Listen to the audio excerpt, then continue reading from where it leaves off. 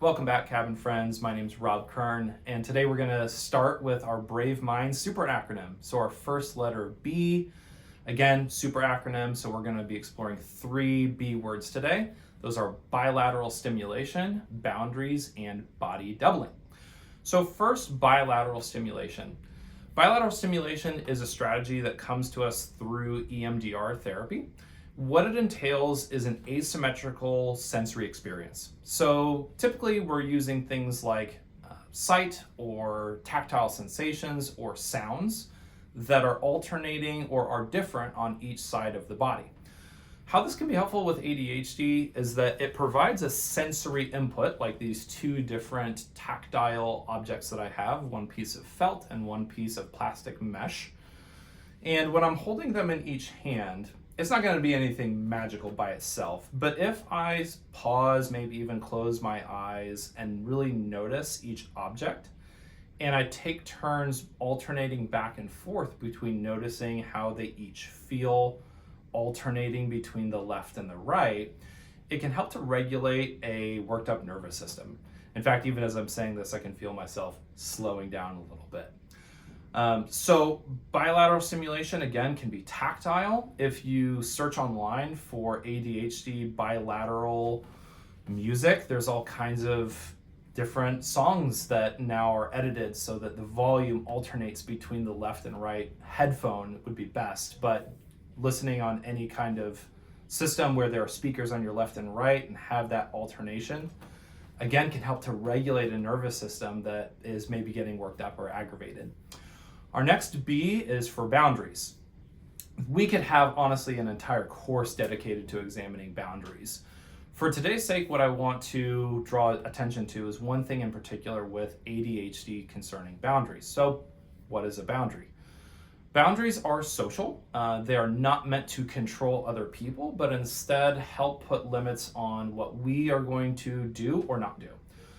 So for instance, using Brene Brown's example, which her work is excellent about boundaries, if someone asked me to bake an entire dinner for a group of people, if I'm a person with ADHD, I might feel an impulse to say yes so that I don't avoid disappointing that person. So if I really know that I'm stretched too thin and I can't really take on that commitment, but I compulsively say yes because I'm a person with ADHD that maybe has more compulsions than the average person, I might find myself getting exhausted really quickly. So as a person with ADHD, we need to remind ourselves that having boundaries and setting limits on what we agree to is really, really helpful so that we can make sure to stay at our best and we don't overcommit ourselves. Again, Brene Brown's research here showing that when we do that, the result usually comes back in that we begin to harbor a lot of resentment, that we feel angry for overcommitting or feeling pressured into having to do more or say yes to more things than we really wanted to in the first place. Again, a lot that we could explore about boundaries, but ultimately it's not about controlling other people. It is about protecting our resources and recognizing that we only have a certain amount that we can give. Our last B word, body doubling, one of my personal favorites. Body doubling is when we use the presence of another human being to help ourselves to be more easily motivated in carrying out a task that maybe is unpleasant. So if we've got a kiddo with ADHD maybe and they're struggling to pick up their toys, rather than me, as the parent, just telling the child, hey, you need to go pick up your toys, I might want to walk over and say, hey, come over here with me. And maybe the kid will go, whoa, what do you want? Well, come on over here and then I'll show you. You as the parent can then begin picking up the toys and maybe playing a little game or something and passing them and putting them away together or throwing them into a basket. But with body doubling, we are mirroring and making an example or modeling the kind of behavior that we're wanting to see, or trying to recruit that kind of help if we ourselves know that we're struggling with a task. So as opposed to doing the dishes by yourself, you might ask a family member, hey, would you mind standing with me? And even if they're not washing the dishes, but they're there standing doing a different task, maybe putting the clean dishes away. Having the presence of another human being and having that body doubling can help more easily sink into a task that can otherwise be difficult. So it's a good kind of pressure, not in a sense that where we feel obligated or guilted into doing something, but giving us a little bit of a social interaction that we can focus on and take our mind off of maybe a task that feels overwhelming. So tell me to clean up the entire kitchen, I might paralyze and get stuck. But if I'm hanging out with a friend and we just happen to be putting away the dishes together, I wouldn't be surprised if in, maybe 30 minutes later, the kitchen looks a whole lot better. So B for our first letter of Brave Minds, bilateral stimulation, again, that asymmetrical or alternating sensory experience.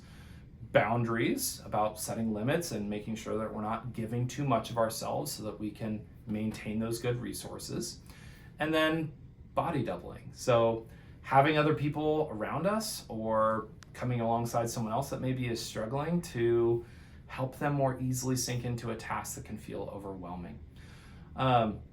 Last bonus tip on body doubling, because I've seen this a lot with parents that struggle with kids and technology.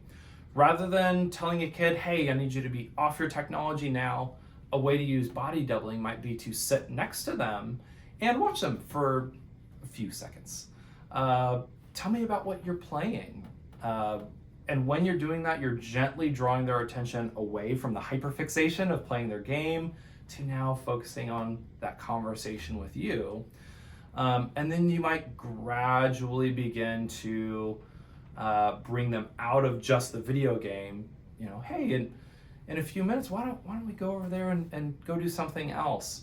And yeah, they might still struggle with that, but as opposed to you doing a different task, telling them to finish their task, come and sitting with them and being present to them, and then body doubling and modeling, getting up, going someplace else can really help them to more easily navigate through those transitions that can be notoriously difficult for people with ADHD.